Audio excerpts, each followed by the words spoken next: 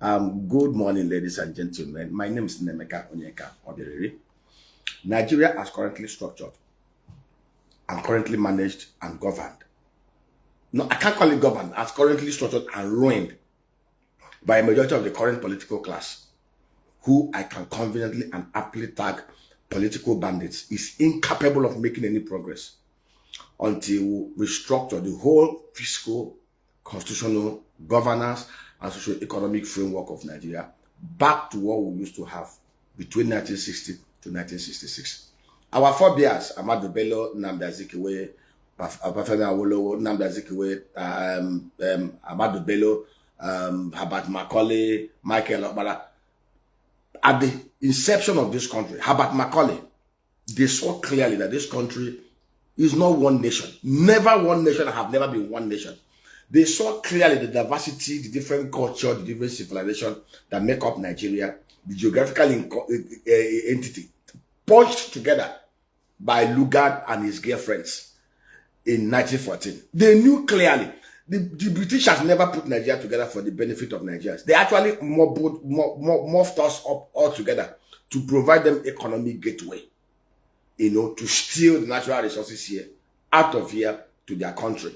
So it wasn't, the amalgamation of Nigeria wasn't born out of altruism for the betterment of the indigenous people. It was born out of selfishness. Of course, Nigeria was purchased from the Royal Niger Company by the British government. Of course, in 1960, before independence, our ancestors, our forebears, understood, especially Obafemi Awolowo, understood clearly that this country is not a country, it's not a nation.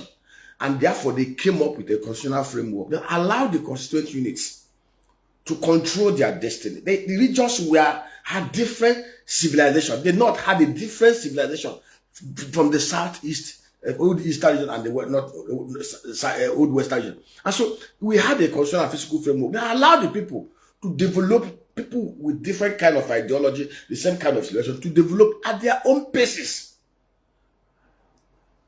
We controlled 50% of our natural resources, paid 30% to the center to take care of those who have refused to grow at the pace of others, and then 20% to the federal government, who had exclusive list only for security, external aggression, and international relationship. Of course, even the regions had their own sub embassies in America, in the UK, and other places. Despite the fact that we even had a loose structure, a very strong constituent units, we still have skirmishes in such a way that we had issues in the West that resulted in Obafemi Awolowo being imprisoned for treason. And of course, I don't want to go to dwell in history.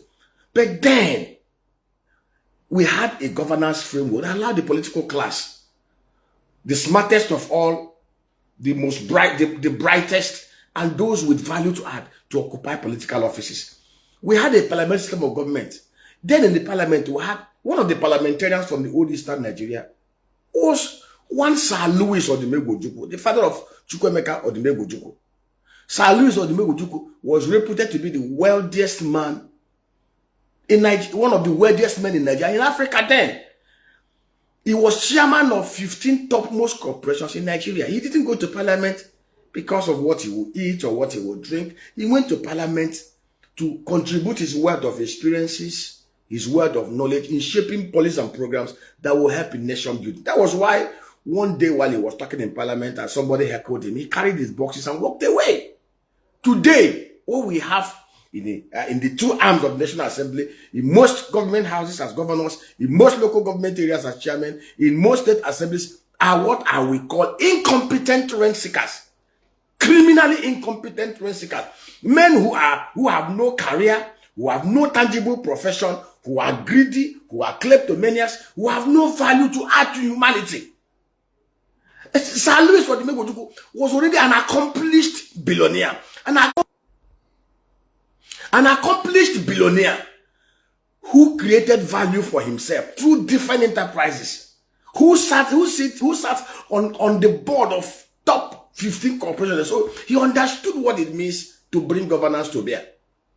So today, see, I am so scared of Nigeria. I am worried about this, where we are going. In fact, we have been progressing in error since 1966. As at 1970, go and look at the numbers. As As at from 1960 to 1970, even during the Civil War, we had stable foreign exchange and price stability. We had price and exchange with stability. In fact, that time you can wake up in the morning with your Nigerian passport, enter any aircraft, go to any part of the world without any visa. Nigeria was so respected until we started going south. As at 1970, Singapore was way behind us. Malaysia, Indonesia. As at 1970, go and check the records. South Korea GDP was $9.3 billion. Nigerian GDP was $12.3 billion. We are bigger than South Korea. Today, South Korea, 52 billion people. Their GDP is $1.71 trillion. Our GDP, 220 lazy, indolent, unproductive human beings in this entity, less than 200 billion. Mostly lazy and indolent and unproductive human beings. Being ruined by a bunch of political bandits, incompetent political of government. This country is practically captured. As let me tell you, let us not paint it.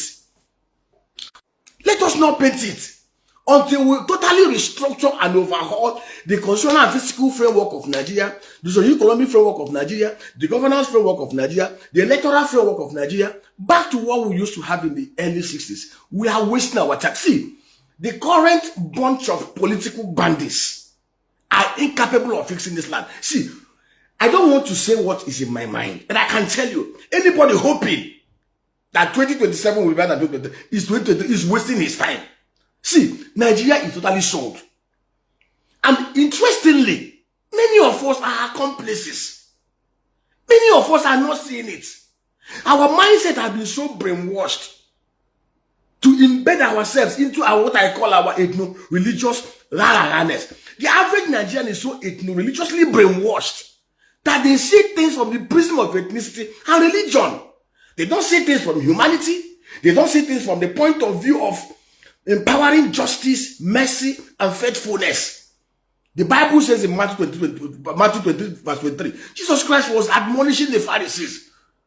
The religious bandits then, like most of the religious bandits today in Nigeria, Jesus Christ was admonishing them. They were focusing so much emphasis on tithes, on offerings, on contributions, on inanities that would not bear down on the root of what humanity is all about. And Jesus warned them and said, you guys have forgotten the weightier matters of the law. And what are the weightier matters of the law? Justice, faithfulness, and mercy. If there is no justice, any nation where there is no justice is worse than a jungle. Just like the animal in the jungle, where the hyena and the vulture will wait for the other animals to work hard to kill, and then they will come and snatch it. That is the kind of thing we have in Nigeria today. We are being governed by vultures and bandits and hyenas.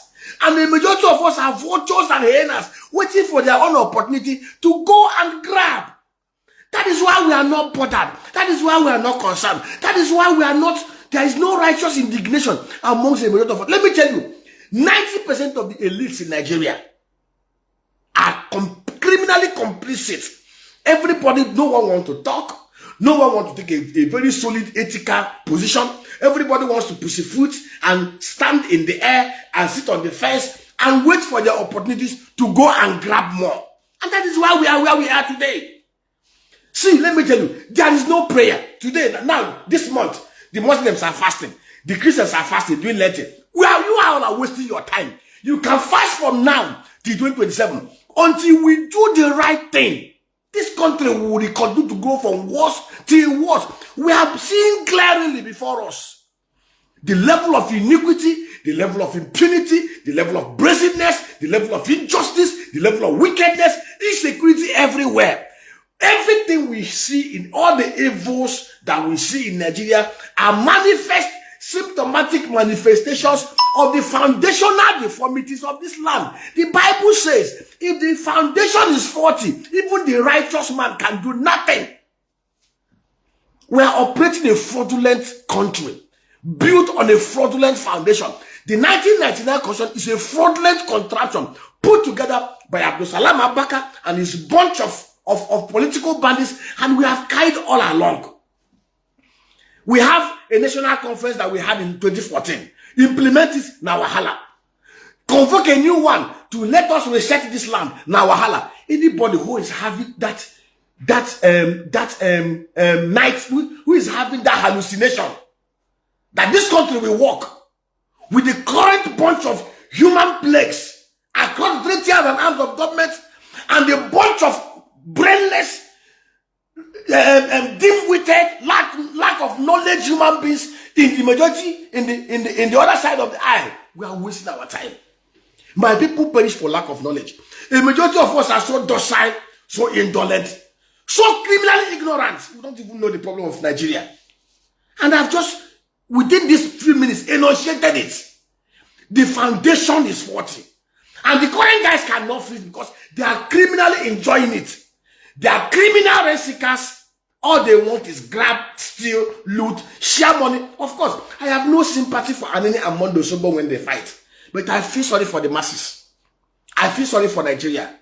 And I feel sorry for Nigerians. May God help us. Only God, working with few honest and sincere men, can redeem this land. I don't even know if we have the 7,000 who have not kissed the feet of man. God have mercy on us.